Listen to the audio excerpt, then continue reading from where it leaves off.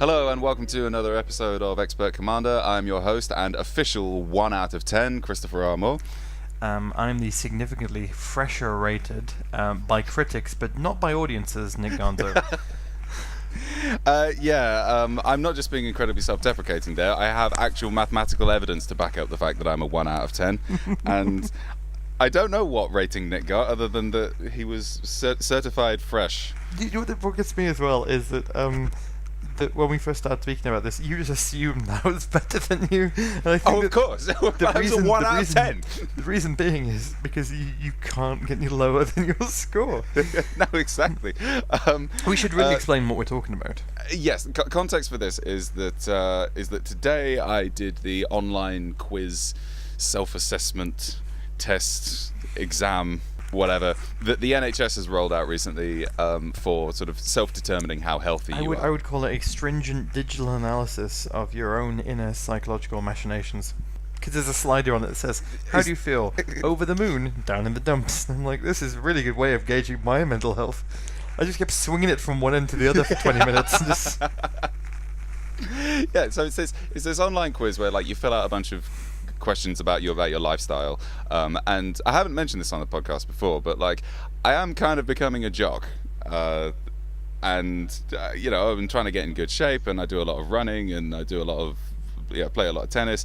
Tried to put on a pair of skinny jeans the other day, and I couldn't get them over my calves, so I was like, fine, I'll do this. That's like the most first world problem. It's like I can't make. It's like either you know the first problem is my calves are too skinny for tight jeans, or the other is my jeans are too tight to function as jeans. And it was honestly, it was a bit of a heartbreaking moment. It's like, oh, I've come so far, but at what cost? This pair of H&M drained denim. We shed a tear for those left behind. And yeah, so I filled out all these questions, and Nick, you're quite right. There was one question on mental health, which was like, how are you feeling today? And it was either over the moon or in the trash. I think I can't remember what it was. Down in the dumps. Yeah. In the trash. In the trash, Charlie. On the one side of the scale, it's a picture of Dennis's face, and on the other side, it's Danny DeVito's. Are you Golden God? Or are you night crawlers?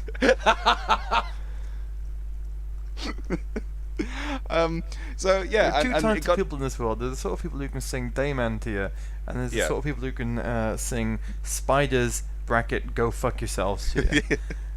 And the second people also know all the rules for night crawlers. Yeah, so I filled out all those, and I filled out the things that I ate and all that kind of stuff, and then it got on to like the things that you drink.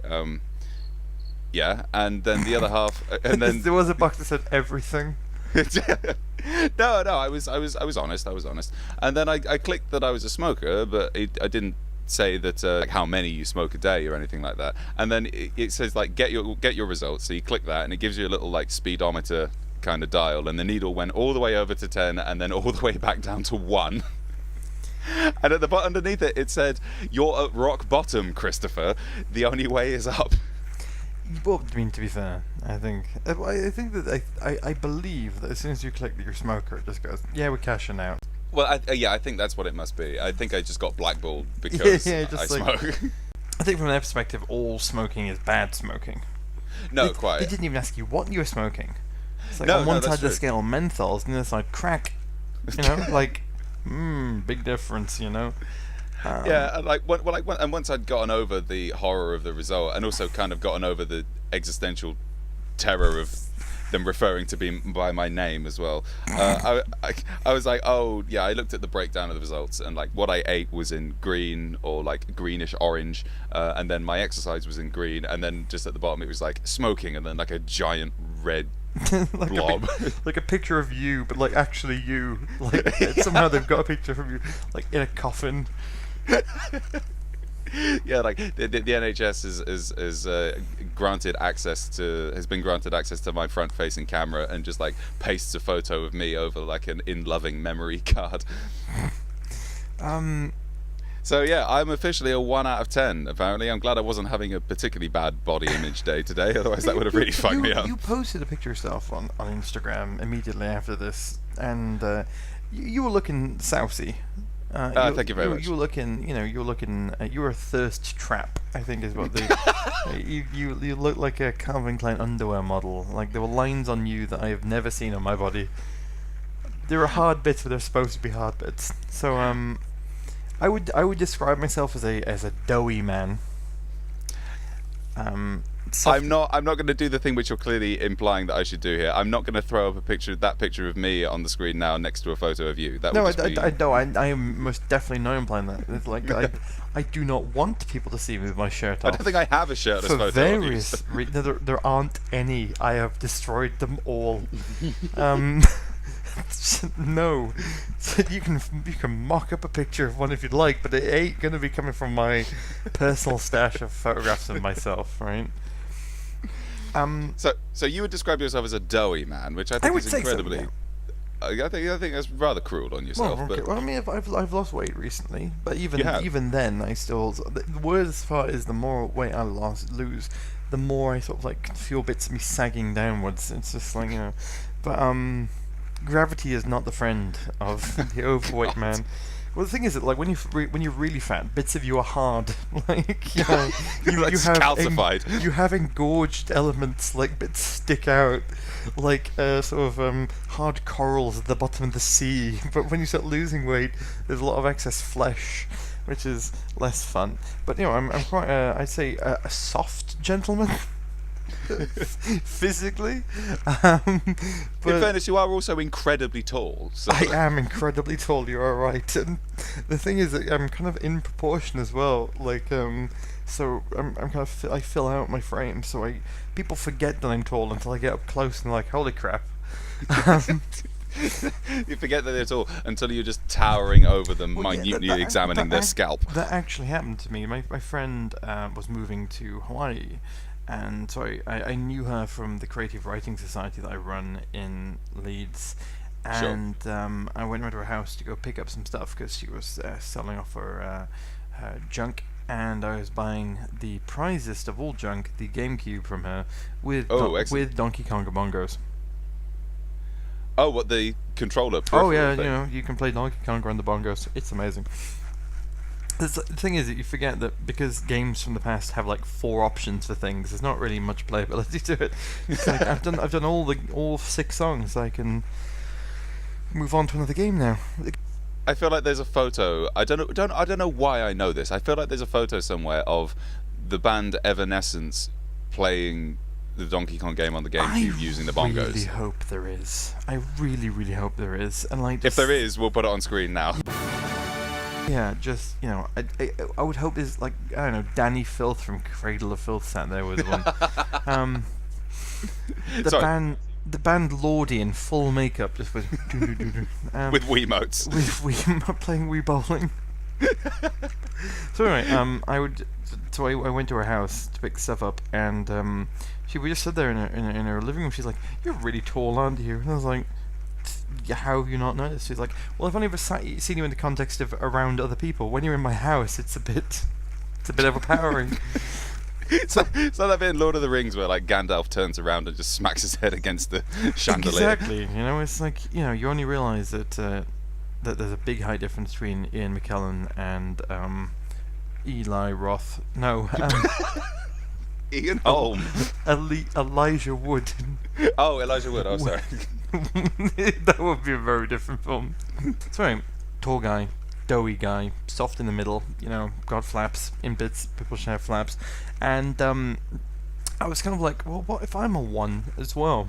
But I realised that like on paper, because this is all it is on paper. Oh sure. I must be pretty healthy because I don't drink. Of course. I don't smoke. Nope. I don't eat meat anymore. No, exactly. Yeah, so that's they're all things that I encourage people to do. Yes. Trying to cut out I drink a lot of diet soft drinks, but I drink only diet soft drinks. And I was kind of You can put away an Iron Brew like nobody else I've ever seen. Christ, I put away so much Iron Brew as well. Like, I buy the Iron Brew Extra, which is like the Pepsi Max of the Iron Brew world. And I put away like a 2-liter bottle, like I wouldn't say every night, but like every other night. Yeah, it's something to watch. It really is. Just this It's like a mental. Victorian freak show. It's like we went to a we went last time you were up. We went to a party, and I brought two bottles of iron brew with me. I think I was the only person to be drinking it, but it all went.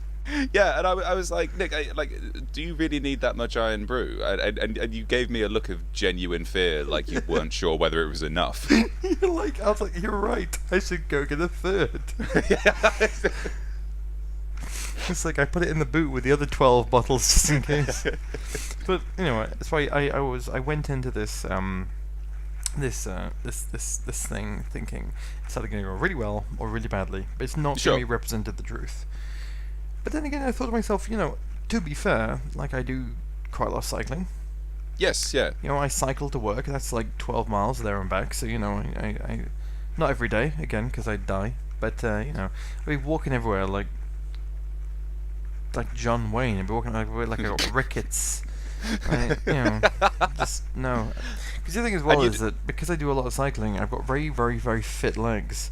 But I've got but my upper body doesn't get very much exercise. So if I wear my super skinny jeans, I look like one of those flip books where you sort of like move the heads and bodies around.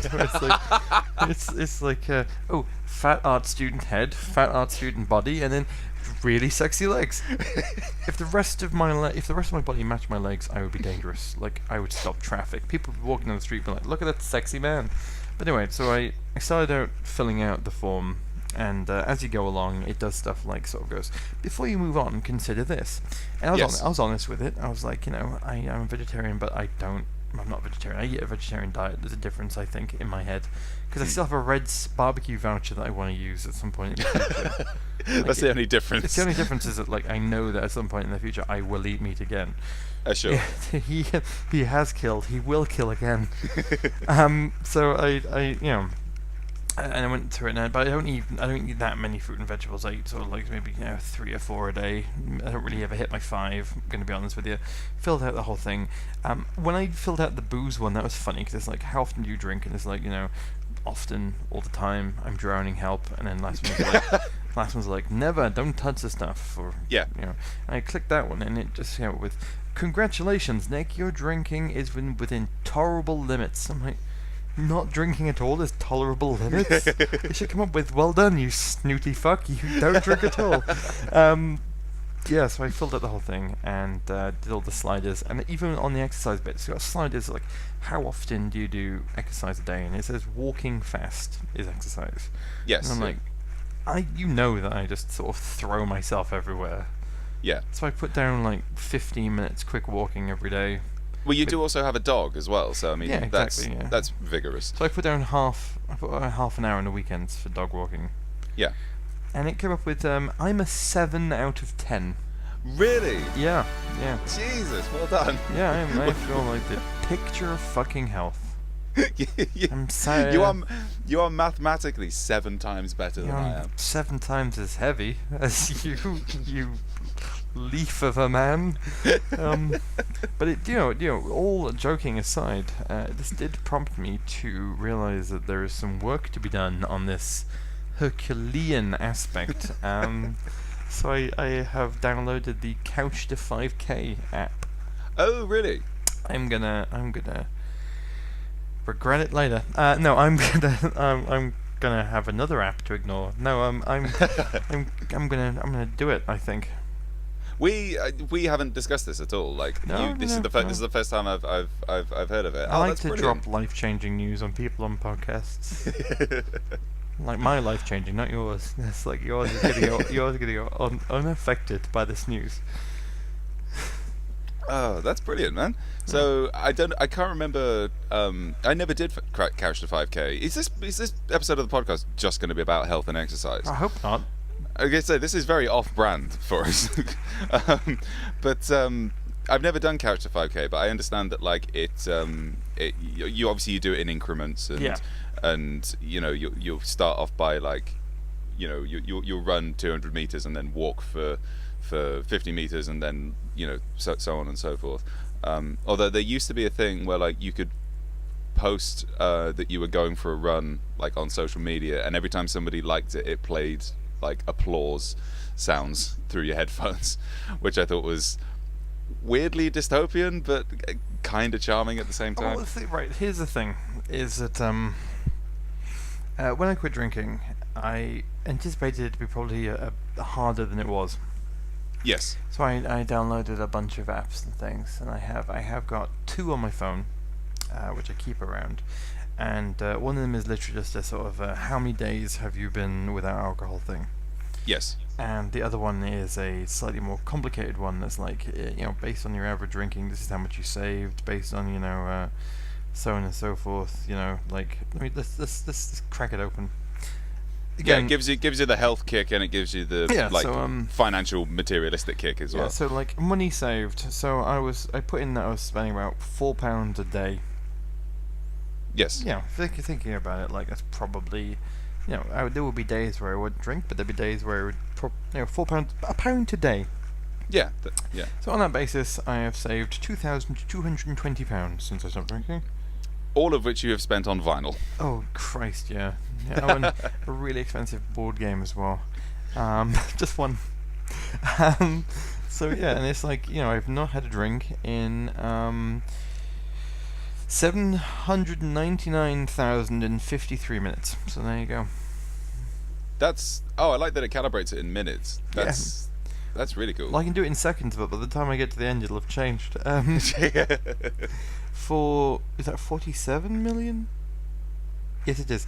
47,943,100, and it's gone to 203 now. 203. I imagine that's really helpful actually, because then, like, if you're having a craving, then you can watch it tick up and. Well, I wouldn't know, because I've not actually had any form of like want to drink or anything like that. Wow. Yeah, like there were times when I was like maybe like my first 6 months into drinking where I was like, I would come across some form of emotional problem or something where I'm like, Yes. I get stressed out. I'm like, I could really do with the drink right now. And if anything, that sort of emboldened me to go, wow, that's an unhealthy relationship. But the reason I bring up these apps is because one of them literally has a button where if you press it, it goes. So it just plays crowd noise at you. Yeah, it just plays a Katy Perry crowd audience.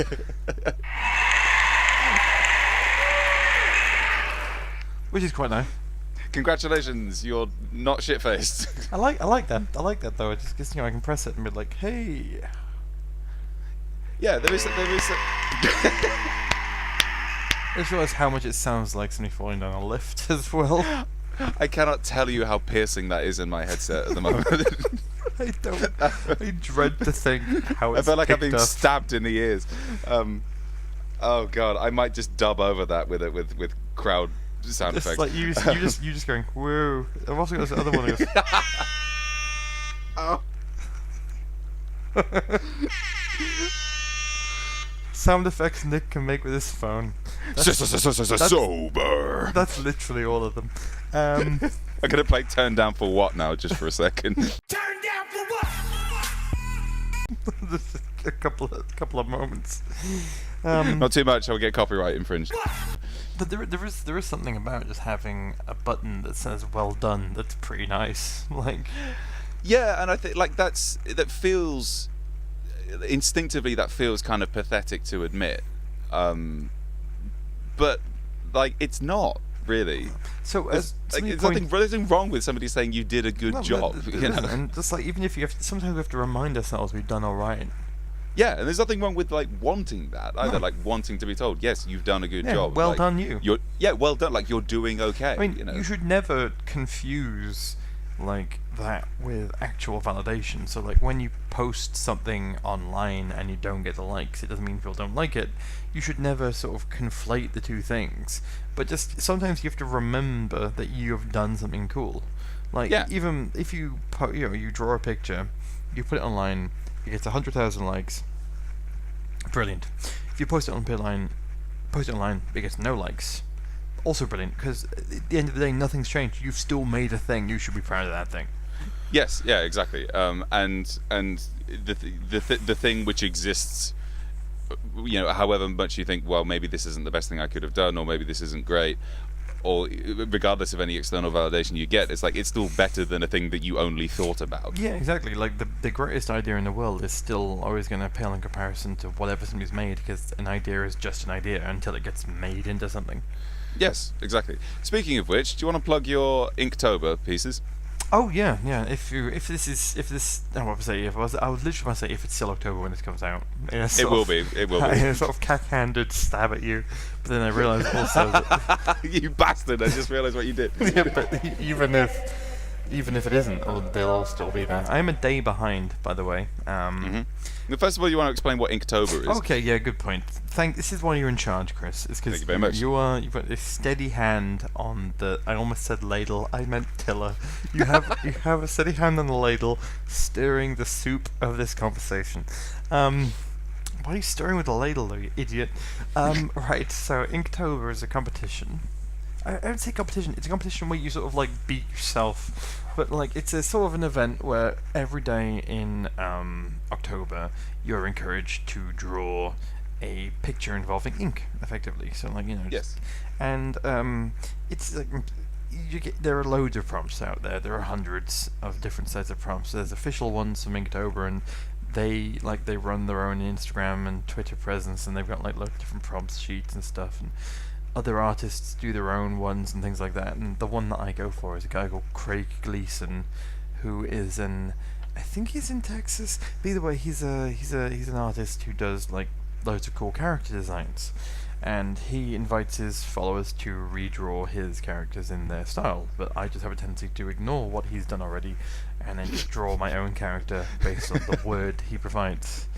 So it's a very loose relationship with the prompt you have. Really loose. I mean, it's why he does a sort of roundup every day of ones that are really good, and I've never made it onto it, probably because he looks at mine and goes, "This guy's not really entering the spirit of things." I don't think.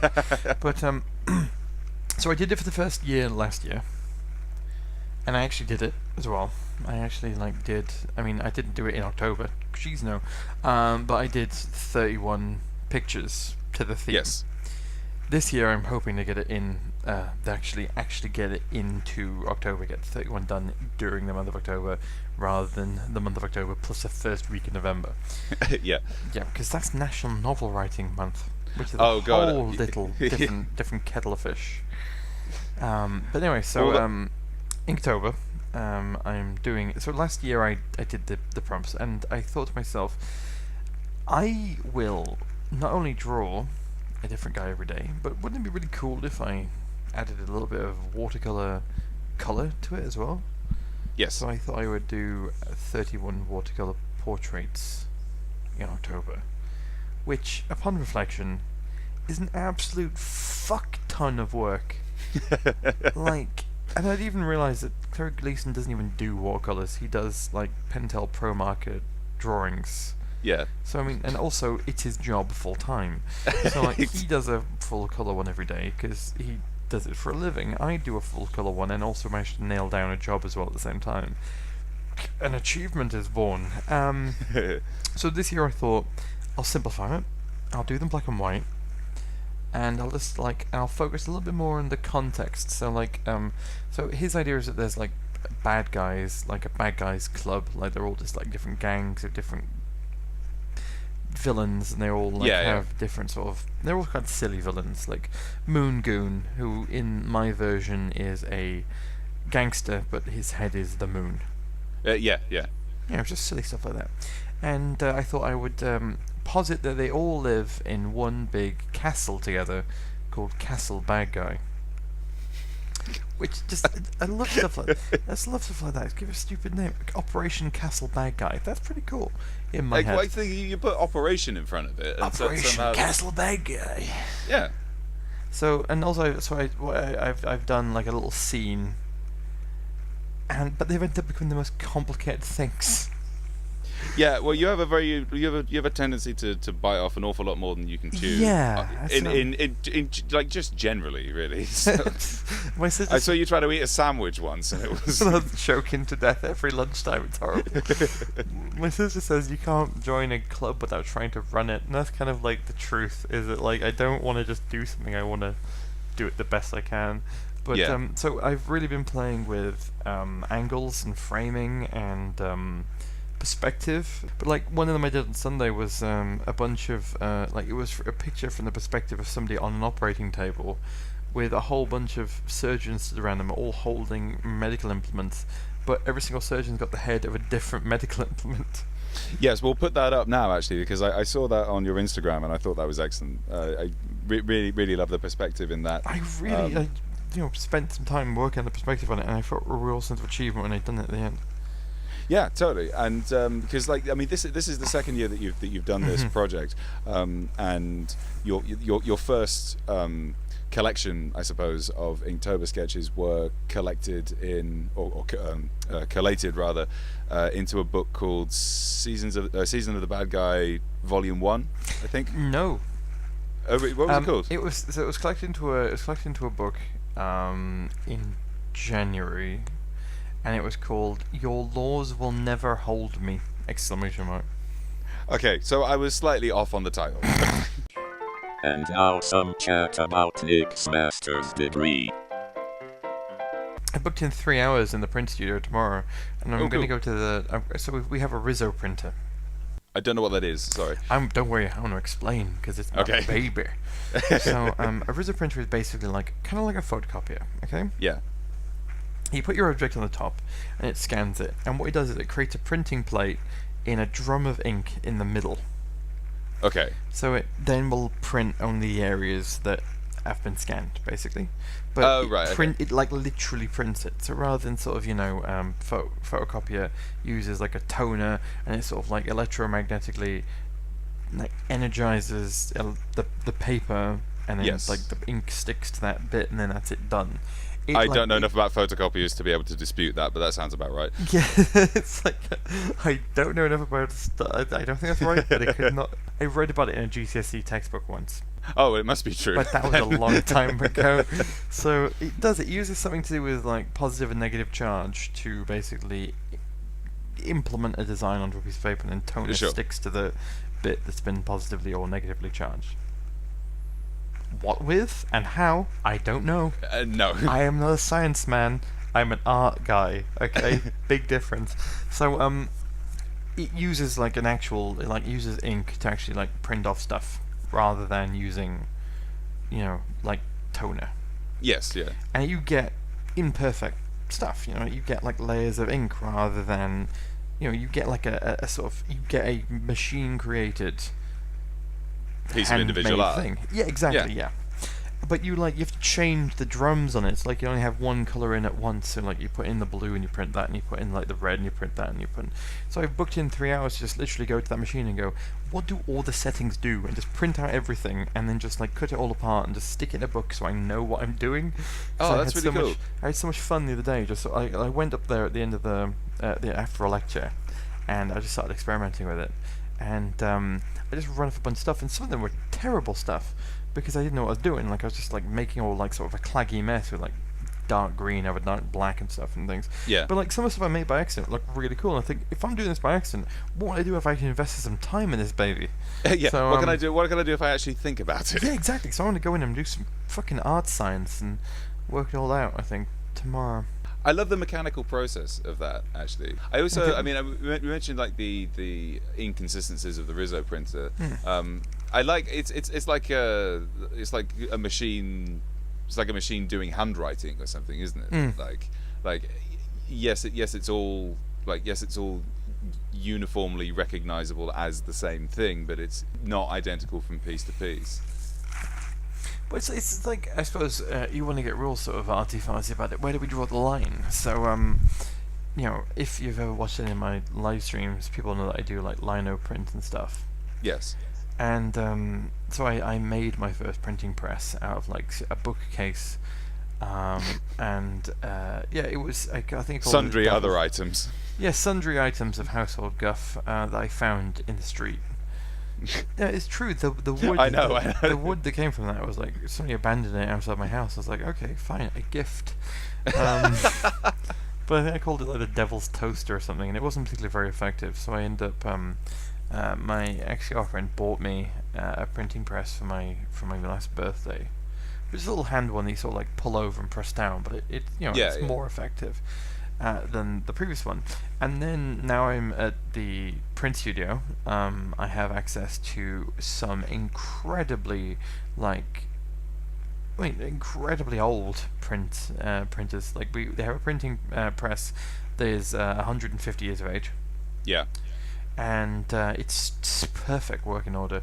And then they've got like some roller ones as well, which are really cool as well. So these are all different forms of the same thing.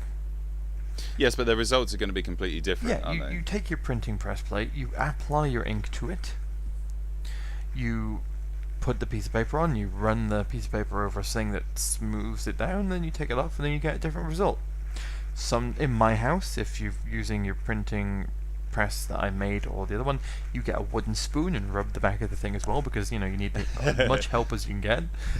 With the big metal ones you don't do that, but if you the wooden spoon rubbing for that is more for spiritual and superstitious purposes. Yeah, you're gonna sort of light the candles on that to keep the ghost away, and but then if you then take the printing press and then replace the piece of carved lino with a piece of electromagnetically charged plastic, then you've got a riso printer.